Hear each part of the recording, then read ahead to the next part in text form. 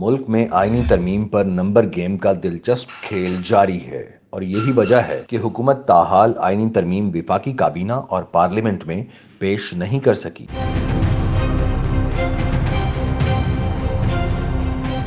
وفاقی حکومت کی جانب سے مجوزہ آئینی پیکج، جسے عدالتی اصلاحات پیکج کا نام دیا جا رہا ہے، اس کی تفصیلات منظر عام پر آ چکی ہیں۔ اس پیکج میں آئینی عدالت کے قیام، اس کے دائرہ اختیار کے تعین، آرمی ایکٹ میں ترامیم کو آئینی تحفظ فراہم کرنے، ججوں کی تقرری کے طریقہ کار اور آئین کے آرٹیکل 63A میں ترمیم کی تجاویز شامل ہیں۔ مسودے کے مطابق مجموعی طور پر 54 ترامیم شامل کی گئی ہیں، جن میں ججز کے متعلق اہم تبدیلیاں اور آرمی ایکٹ کو آئینی تحفظ دینے کے تجاویز شامل ہیں۔ خاص طور پر آئین کے آرٹیکل 63A میں مجوزہ ترمیم یہ کہتی ہے کہ اگر کوئی رکن پارلیمانی پارٹی کی ہدایت کے برخلاف ووٹ دے گا تو اس کی رکنیت ختم ہو جائے گی، لیکن اس کا ووٹ شمار کیا جائے گا۔ یہ ایک بڑی تبدیلی ہے جو 2022 میں دیے گئے سپریم کورٹ کے فیصلے کے برعکس ہے، جس میں ایسے ووٹ کو کالعدم قرار دیا گیا تھا۔ اس کے علاوہ آئین کے آرٹیکل 17 میں ترمیم کی تجویز ہے، جس کے تحت سپریم کورٹ کے بجائے ایک وفاقی آئینی عدالت تشکیل دی جائے گی۔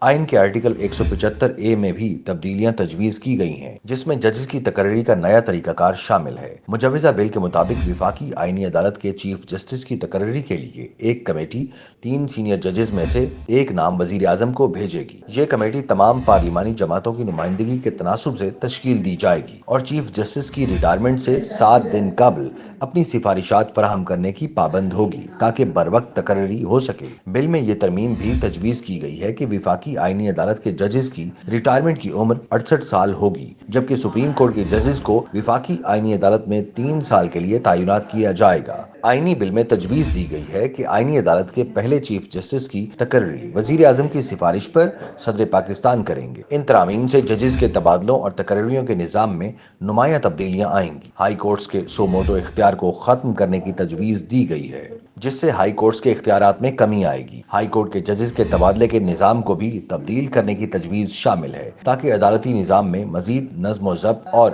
شفافیت لائی جا سکے۔ آرمی ایکٹ میں کی گئی ترامیم کو آئینی تحفظ دینے کے لیے بھی اقدامات تجویز کیے گئے ہیں۔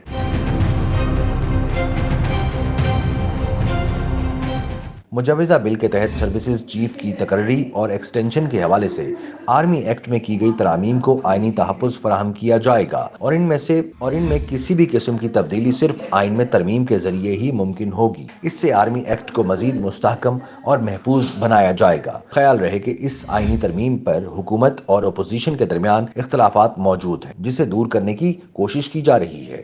پاکستان کے 1973 کے آئین میں اب تک 25 مرتبہ ترامیم ہو چکی ہیں۔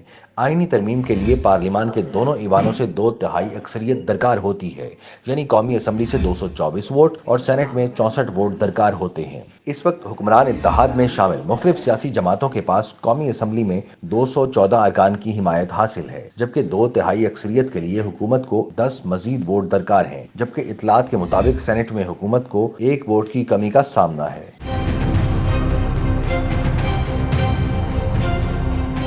ان نمبروں کو پورا کرنے کے لیے حکمران اتحاد جمعیت علماء اسلام کے سربراہ مولانا فضل الرحمان سے ملاقاتیں کر رہے ہیں، جن کے پاس قومی اسمبلی میں 8 اور سینٹ میں 5 ارکان ہیں۔ اگر مولانا فضل الرحمان کی جماعت بھی اس آئینی ترمیم کی حمایت کر دیتی ہے تو پھر بھی حکومت کو 3 سے 4 ووٹ مزید درکار ہوں گے، جن کے بارے میں حکمران اتحاد میں شامل سیاسی جماعتوں کے ارکان کچھ بھی بتانے سے گریزاں ہیں۔ بظاہر ایسا لگتا ہے کہ حکومت کے پاس ابھی مطلوبہ نمبر پورے نہیں ہوئے۔